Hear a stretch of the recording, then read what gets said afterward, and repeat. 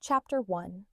The air in the library of the Chateau Saint Cyprien was a tincture of dust, aged parchment, and the lingering, metallic ghost of a scent that only the undead recognized. It was the scent of remembrance, a painful, corrosive perfume of spilled blood and unforgiven choices. Lord Alaric Vesper, an archon of the older blood, did not sit. He loomed. He was a study in marble stillness against the Gothic frenzy of the room, his black coat absorbing the meager candlelight while his eyes, the color of frozen glacier ice, catalogued every flaw in the architecture and every failure in his own ancient soul. Loneliness was not an absence for him. It was a tangible weight, a cold mantle draped over centuries of necessary, brutal survival. He had not sought refuge here, merely a place of quiet, ornate desolation to execute the oath he had taken before the first great sundering, an oath that bound his existence to the protection of the innocent, even as his nature screamed for the release of their destruction. His current charge was a whisper of defiance, a fragile, almost translucent creature named Alara Thorn, whose power, they whispered in the shadowed courts, could either mend the broken covenant or shatter the world entirely. He watched her now, hunched over a tome that surely predated the castle itself, her silhouette delicate against the towering bookshelves. The weight of his guilt was a silent confession. Every moment of peace he afforded her felt like a betrayal of the ghost he had left behind in the long, bloodied night.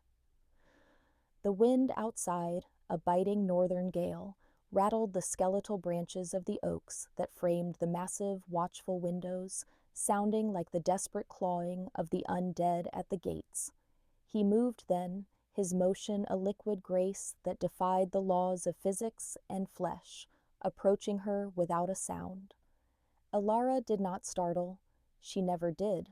Her awareness was a disconcerting thing, a silent, all-encompassing sense that seemed to perceive not just the present, but the potential future and the heavy, unshakable past. She was a quiet conviction in a world of lies. "You read too late, Ancilla," he murmured, his voice a low, formal baritone that seemed to vibrate with the age of mountains. The word Ancilla was an ancient term, meaning little anchor or servant, but in the context of their strained coexistence, it was a fiercely protective term, a linguistic shield against the world he knew would soon descend upon them. She closed the massive book slowly, the sound of the thick cover meeting the table, a final, decisive beat in the room's strained silence. Her eyes, a deep, unsettling amber, met his. There was melancholy in their depths, but beneath it, a fiercely protective resolve that mirrored his own. "The prophecies do not stop, Lord Vesper, simply because the moon sets," Alara responded, her voice soft, yet possessing an undeniable tensile strength. "I seek the truth of the covenant. I seek to understand why they are so eager to break it and why you are so determined to be its solitary shield." She lifted a delicate hand, tracing a deep silver scar that ran from his temple and disappeared into the high collar of his coat. It was a scar from a confrontation he had never spoken of, a wound that marked his refusal to succumb to the monstrous hunger. "You bear the weight of a king, yet you hide in the shadows of a fortress. What is the truth you hide, Alaric? Who are the ghosts you fear more than the siege that will surely come?" The intimacy of the gesture, the use of his first name, was a deliberate, powerful move.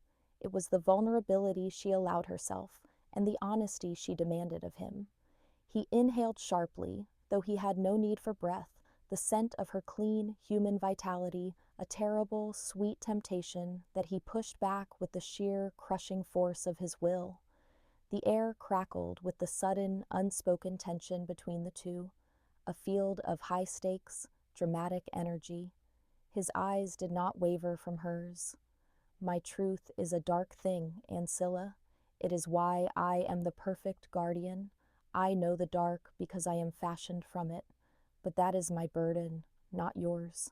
Your burden is to live, to choose a path that does not end in ash and blood."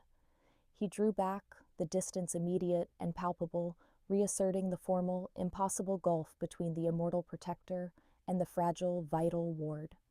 He stepped into the light of a flickering candelabra, casting long, sharp shadows that emphasized the inhuman angles of his face. He was an exquisite, terrifying visual metaphor for the cold, beautiful horror he represented. He was asking her to trust his intentions, even as his very nature mocked the concept of salvation. "The siege is coming, Alara," Alaric stated, his voice dropping to a near whisper, the sparse and purposeful dialogue highlighting the urgency. "The Coven of the Pale Blade knows you are here. They are not content to merely break the covenant. They seek to harvest the source of its power. And tonight, I fear, they have finally found the courage to attempt what others feared, to cross my threshold." He turned fully, gazing out the enormous window, his back now a formidable, unbreachable wall between her and the raging night. The silence after his declaration was thick, heavy, punctuated only by the distant, sudden crack of splintering wood, followed by a high, unearthly shriek of a creature that should not exist. The slow-burn atmosphere had been suddenly, brutally interrupted. The time for introspection was over. Chapter 2. The deliberate rhythm of their existence, the quiet tension of shared secrets and unspoken attraction, had been shattered by the vulgar reality of the intrusion. Alaric's stillness was gone, replaced by a liquid grace that spoke of untold violence. His overcoat fell away from his shoulders, tossed aside with a careless, powerful gesture that revealed the intricate, obsidian-hued armor he wore beneath, crafted from an unknown, ancient metal that seemed to drink the light. He drew a long, impossibly slender rapier, its blade shimmering with an unnatural, silvered luminescence that was anathema to the dark things. The sound of steel being drawn was a sharp, final note in the tense silence.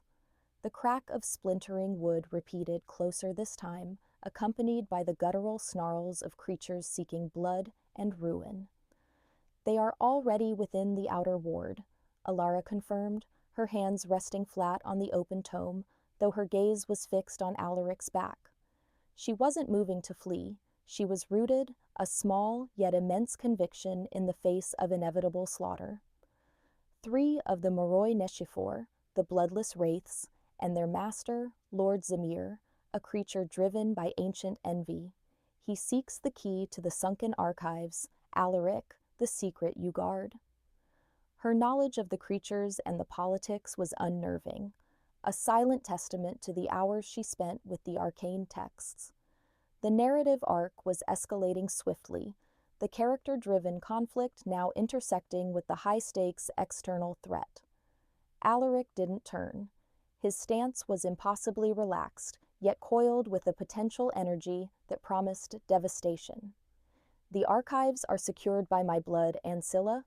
Only one of my line may pass. Zemir knows this. His true purpose is you." His voice was low and formal, clipped and purposeful, all philosophical discourse abandoned for the immediate necessity of survival. "He believes if he breaks your will, he can shatter the covenant. I have granted you 3 centuries of peace within these walls. I will not let his ambition consume you now." The declaration was a ferocious, protective oath, highlighting his core emotional drive, fiercely protective, rooted in guilt. He was a sentinel carved from the night itself. "Go to the crypt," he instructed, his voice ringing with absolute command. "The vault beneath the East Tower. It is protected by a ward of the Sanguis Aeternum. Nothing of the Walking Dead can cross it." He finally looked over his shoulder, his glacial eyes holding hers with a terrifying intensity. "Wait there until the dust settles. Do not emerge, no matter the sound of the battle. Do not attempt to help me." Alara took a step toward him, closing the small, impossible distance he had meticulously created. "I am not a prisoner to be locked away, Alaric," she said, her tone a soft, yet utterly resolute challenge. "My power is not something I have read about in a book. It is me. And if the covenant is truly within me, then its protection should be my burden as well. She placed a hand on his armored shoulder, the contact a jolt that seemed to resonate through his unfeeling body. Close-up focus on physical contact was a key visual cue here, emphasizing the impossible intimacy of their bond. You speak of choice and life. Do you deny me the choice of how I face my own destiny? His eyes flashed, a terrifying internal storm of ancient guilt and agonizing mercy. For a vampire of his standing, bound by the sacred ancient laws of his lineage, mercy was the most corrosive, dangerous emotion. It was what set him apart from the monsters he hunted. Your destiny is to live, Alara, not to become a casualty in a war fought by creatures who have forgotten what life even means. He gently, yet firmly, removed her hand, stepping back once more to reestablish the formidable wall he presented. I was charged with your survival. My oath is paramount. I will go through them. You will go to the vault. That is the only choice I will allow you tonight. The distant sounds of battle, the clang of steel on steel, the inhuman roar of the Moroi were getting closer, echoing through the long marble corridors. The pacing was accelerating, the slow burn atmosphere giving way to sudden, brutal action. A sudden, jarring crash from the main hall announced the breach of the inner defenses. Lord Zemer and his minions had arrived. Alaric gave her one final, searing look, a silent, melancholy plea for obedience. Do as I command, Ancilla. If I fail, you are the last, best hope of this decaying world. Do not let my sacrifice be in vain. He was gone, not running, but translating, dissolving into the darkness of the archway with inhuman speed, leaving Alara alone in the dust-filled silence of the library, the only sound the furious, metallic clash of battle growing ever closer. Her hand flew to her chest, where a faint, pulsating light, a mere whisper of power, began to bloom beneath the fabric of her dress. She was driven by hope, yes, but also a quiet, immense fear, not for her own safety, but for the life of the only creature who had ever seen the potential in her and refused to exploit it. He had chosen the path of a broken hero. She would not allow him to walk it alone. Chapter 3. The main hall was a spectacular, blood-spattered tableau of the Gothic and the grotesque. The long, sensory-rich sentences that described the manor now gave way to stark, visceral imagery. Marble, polished for centuries, was now slick with shadow blood, a viscous ichor that steamed faintly on contact with the chilled air. Alaric Vesper moved like a shadow given purpose, a blur of black obsidian and silvered steel. The three Moroi Nichifor, skeletal, towering creatures of pure malevolence, were formidable, yet they were no match for the speed and cold, surgical precision of the Archon. His rapier was a streak of light, finding the specific, undead points of vulnerability. A Moroi shrieked as the silver blade found its ancient heart, and it dissolved instantly into a pile of gray ash and pulverized bone. Another met a similar fate, its destruction swift and absolute. Lord Zemer, however, was a different order of darkness. He was a vampire of the ancient blood, though one who had long since discarded the covenant of mercy for the intoxicating freedom of power. Zemer was massive, clad in armor of rusted iron, his face a mask of primal, bloodlust-driven rage. His eyes burned with a sickening orange heat, a stark contrast to Alaric's cold, glacier-blue gaze. He wielded a brutal, two-handed claymore that struck sparks off the obsidian armor of Alaric with terrifying force. "You are a relic, Vesper," Zemer roared, his voice a gravelly, monstrous sound that echoed through the high hall. A self-hating, mewling weakling who clings to the myth of the human spirit. You had the power to rule worlds, and you choose to guard a brittle doll. Zemer's taunt was a direct assault on Alaric's internal conflict, the core struggle of his centuries-long existence, the choice between the primal nature of his vampirism and the agonizing mercy he practiced. The dialogue was high value, revealing the philosophical conflict that drove the external war. Alaric parried the massive claymore with an impossible delicacy, the rapier deflecting the blow upward, sending the tip of Zamir's weapon into the stone ceiling with a grinding, destructive sound. He did not retreat. He pressed the advantage, the rhythmic action interspersed with brutal efficiency. The Dal, Zamir, is the keeper of the truth. You seek to rule a ruined world, Alaric responded, his voice calm, betraying no exertion. I seek only to protect the choice that allows humanity to repair it. His words were purposeful, a declaration of his singular intent. As they fought, a sudden, blinding flash of amber light erupted from the archway leading to the library. Alaric's concentration broke, his eyes snapping to the sight of Alara standing framed in the doorway, her small figure defiant against the chaos. She had disobeyed him. His fierce, protective rage spiked, a potent, agonizing mixture of fear for her life and fury at her reckless self-determination. He was momentarily distracted, a sliver of time Zamir capitalized on immediately. The claymore came down in a devastating arc, too fast for Alaric to fully evade. It struck his shoulder with a sickening crunch, tearing a deep gash through the obsidian armor and into the granite-hard flesh beneath. Alaric staggered back, his composure finally broken, a hiss of pure, ancient pain escaping his lips. A dark, viscous liquid, not blood, but something older, thicker, and deeply magical, began to seep from the wound. Focus on the wound was a key visual cue, emphasizing his inhuman nature and his vulnerability. Fool, Zamir sneered, advancing, his sword raised for the final, killing blow. Your choice will be your end, Vesper. You should have locked her away. It was then that Alara moved, not with steel or martial grace, but with raw, untamed power. A torrent of energy, a searing white gold light burst from her, slamming into Zamir with the force of a battering ram. The light was anathema to the vampire, burning his ancient flesh like acid. Zamir roared in agony, thrown backwards across the hall, slamming into a pillar which crumbled under the impact. The sudden, brutal action was a result of the magic triggering, a clear manifestation of Alara's hidden power. Alara stood panting, the white gold light receding, leaving her shaking but resolute.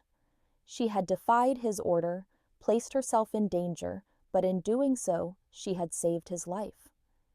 He is not a weakling, Zamir, she declared, her voice ringing with powerful conviction, cutting through the shattered silence of the hall. He is my anchor, and to get to him, you will go through me first. The intimate, high-stakes vulnerability of her declaration, the use of the thematic word anchor, was a direct challenge and a statement of profound trust. Alaric, leaning heavily on the hilt of his rapier, watched her with an expression that was a terrifying blend of admiration and desperate, agonizing fear. He was quietly hopeful that her conviction would be enough. Chapter 4. The sight of Alara standing before him, not as a helpless ward but as a devastating force, shook Alaric to the very core of his ancient being. The icy control that had been his defining trait for centuries threatened to crack. He had intended to be the solitary shield, the martyr who paid his eternal debt of guilt in ash and sacrifice. Alara's presence and the sheer, terrible beauty of the power she had unleashed defied his entire narrative of isolation. It was a potent, agonizing reminder that he was not alone, and thus his burden might be shared, a truth he dreaded as much as he craved. Zamir, recovering slowly from the devastating energy blast, pushed himself up from the rubble, his rusted armor scorched, his face a horrifying mask of pure, unadulterated fury. The white gold light had done him grievous harm, but the ancient blood made him resilient. The prophecy of the bright anchor, Zamir rasped, his voice now a venomous whisper. recognizing the nature of the power that had struck him. It is not a myth. You truly are the key to the covenant, little human. A pity. You would have been a glorious vessel for my power. Zemmer turned his full, monstrous attention to Alara, dismissing Alaric with a contemptuous wave of his great sword. Vesper is broken. He will bleed out uselessly. He chose mercy over survival. Now you will pay for his weakness. He began to advance on Alara, his movement slow, deliberate, and terrifying. Alaric straightened, pushing himself off his rapier. The wound on his shoulder was immense, but the internal focus of the close third-person view revealed the surge of unnatural healing beginning its slow, corrosive work. The pain was an acceptable cost. The danger to Alara was not. His voice, when he spoke, was low, a rumbling tectonic plate of fiercely protective resolve cutting through Zemmer's bravado. "I am not broken, Zemir," Alaric stated, taking a step forward, placing himself once again between Alara and the monstrous Archon. His eyes, fixed on Zemir's, were now pools of absolute 0-degree cold. "I am merely reminded of what I must protect." He, Te'ijima, leveled his rapier, its silver light shining directly into Zemir's burning eyes. "You wish to go through her, Zemir? You will go through me first." His short, impactful dialogue was utterly purposeful, an unshakable declaration of intent that superseded his earlier command for her to flee. He was accepting her choice to stand, thereby accepting the possibility of a shared fate. Alara looked up at his armored back, his silhouette a perfect, formidable shield against the darkness. The silent, emotional tone between them was intimate, a deep well of trust that had been forged in the shared trauma of the night. She placed her hand on his uninjured side, grounding herself to his stillness, lending him her strength. It was a visual metaphor of their duality, the powerful, burdened male and the isolated, prophetic female, bound together by an external threat and an internal choice. Zemir lunged, a sudden, brutal action designed to overwhelm. The clash of the iron claymore against the silvered rapier and obsidian armor was deafening, a shriek of metal protesting the violence. Alaric held the line, his footing absolute, meeting the brute force with impossible, calculated precision. But the previous wound had slowed him, the dark ichor still staining the marble. He could not win a prolonged duel of strength. He needed an opening, a moment of weakness he could exploit, or their shared stand would become a shared tomb. The room became a dizzying ballet of supernatural combat, the long, sensory-rich descriptions of the fight emphasizing the inhuman speed and power of the Archons. Alaric dodged a massive, crushing overhead blow, letting the claymore sink deep into the marble floor, momentarily pinning Zemir's hands. That was the opening. He moved with a final, desperate burst of speed, not for the heart, but for Zemir's wrist, severing the connection between the ancient vampire and his weapon in a single, devastating stroke. Zemir howled, the loss of his weapon a shocking, debilitating injury. Alaric did not hesitate. He placed the tip of his rapier beneath Zemir's chin, his eyes locked on his enemy's burning gaze. "Your covenant is broken, Zemir. Your war is over." He spoke the final words with a terrible, icy formality, a judge delivering a righteous sentence. The execution was swift, brutal, and necessary, concluding the action sequence with a decisive, final moment. Chapter 5. The silence that followed Zemir's disintegration into a mound of ash was profound, oppressive, broken only by the labored, unnecessary sound of Alaric's breath. He stood over the remains of his enemy, rapier still lowered, his body trembling not from fear, but from the brutal exertion required to override his grievous wound. The internal state of the close third-person view was entirely focused on the agonizing reality of his protection failing. He had been hurt, and Alara had been exposed. His guilt was a fresh, hot scar. Alara released her grip on his side. But She did not step away. She reached out, her fingers now gently tracing the edges of the deep, jagged tear in his obsidian armor, her touch infinitely intimate and soft. Her eyes, still radiating a faint, residual glow of power, were filled with a profound melancholy, the shared grief of knowing that the cost of survival was this constant, brutal violence. "Your armor could not protect you," she whispered, her voice barely audible. "You are not invincible, Alaric. You bleed like any ancient thing." She had seen his weakness, and instead of recoiling, she moved closer. This was a crucial beat in their character-driven conflict arc, the moment the isolated, prophetic female offered true, unvarnished insight into the powerful, burdened male. Alaric finally allowed himself to sheathe the rapier. The click of the scabbard a loud noise in the sudden stillness. He turned fully to face her, allowing her to see the full extent of his exhaustion and the dark ichor staining his coat. "That is precisely why you should have been in the vault," he said, his voice flat, devoid of its usual formal strength. "My strength is finite. My resolve is not. But your power, Ilara, it is a terrifying, untamed thing. It is not meant to be wasted on creatures like him." He was driven by a deep, powerful need to protect her from the corruption of the violence he so intimately knew. "You saved my life," he added, the admission a quiet, painful surrender of his self-appointed isolation. "I commanded you to flee, and you chose to stand. Why?" The question was a plea for understanding, an acknowledgement that her choice had fundamentally altered the nature of their relationship. The high-value, sparse dialogue focused entirely on the truth of their bond and his vulnerability. Alara placed her small hands flat against his chest, right over the slow, cold beat of his ancient heart. "Because you are the king's eyes, Alaric. You see the truth of the world, and you refuse to let it become ash. They call you a creature of the dark, but you hold more light than any human I have ever known. And I am terribly, utterly lonely in this prophecy. I cannot stand alone, and you—" She paused, her voice trembling slightly. "You have been standing alone for centuries. Your sacrifice is not a duty you must fulfill, but a choice you must make, and I choose to make it with you."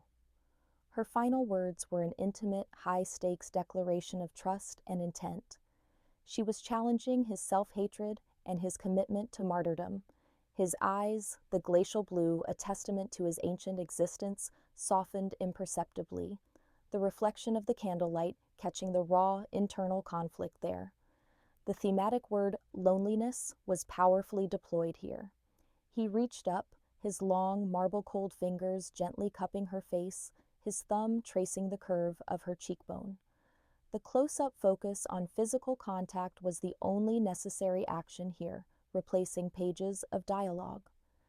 "You risk everything for a creature who lives only in the shadow of the grave," he murmured, his voice now a low, intimate rasp. "This choice, Ancilla, is the most dangerous one you could make. It is not just Zemmer who hunts you. It is the whole of the forgotten world. And now you are my weakness. They will exploit it." "Then let them," Alara challenged, her voice utterly unwavering. "We will meet them together. You will not have to die beautifully and alone." Her dark, ironic humor highlighted the severity of their situation, yet also the depth of her resolve. The conflict had been external, but the ultimate resolution was internal, a mutual agreement to share the burden. Alaric closed his eyes, accepting her choice, accepting the anchor she represented. Chapter 6. The battle was over, but the war, as Alaric knew too well, had merely been announced. They stood amidst the beautiful, tragic ruin of the main hall, the contrast between the Gothic opulence and the brutality of the ash and spilled ichor stark and unforgiving.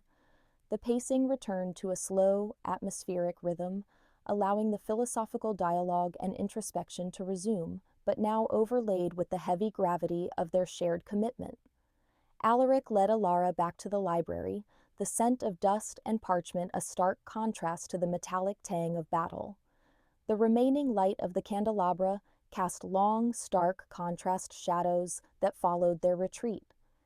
He made no move to tend to his wound, the healing process a slow, internal affair that required only time and concentration. He was focused entirely on the immediate strategic reality.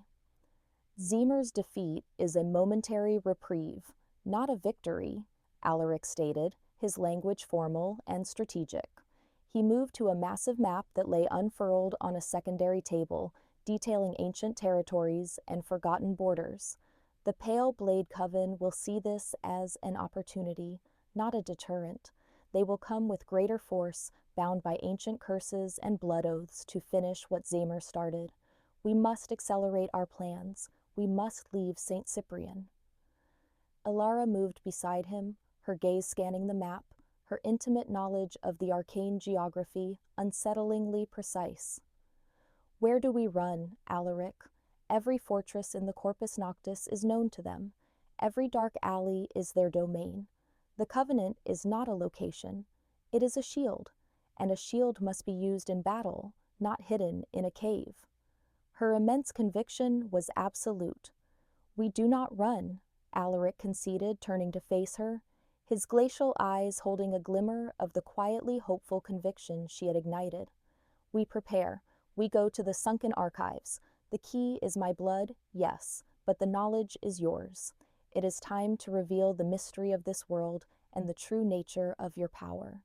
It is time to understand the prophecy of the bright anchor. He was shifting the narrative structure, moving the mystery reveal to the forefront.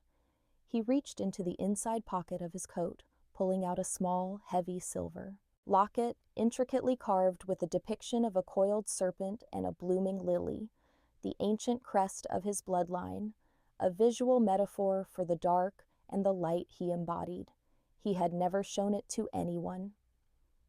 This locket is consecrated with the original oath I took, the vow to protect the Covenant at all costs. It is the proof of my allegiance. He opened the locket, revealing not a picture, but a small, shimmering vial of his own dark, powerful ichor. You said you are my anchor, he said, his voice dropping to that profound, low, intimate tone.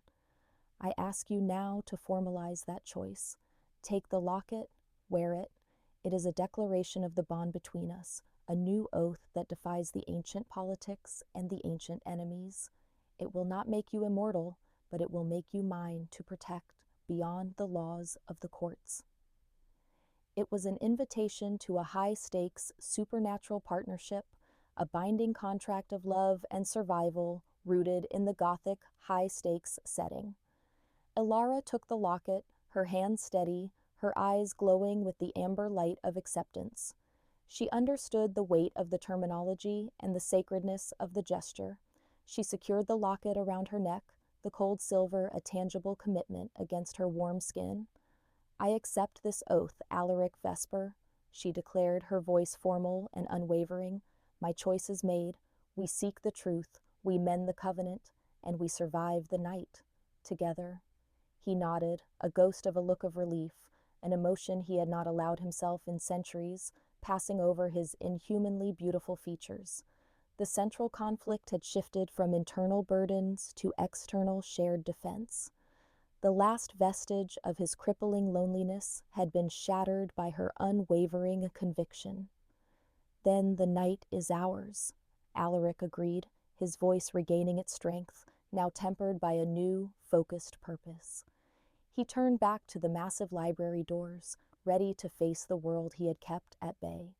The ancient languages and terminology of their world-building were now tools, not chains. The siege would come, but this time he would not be standing alone.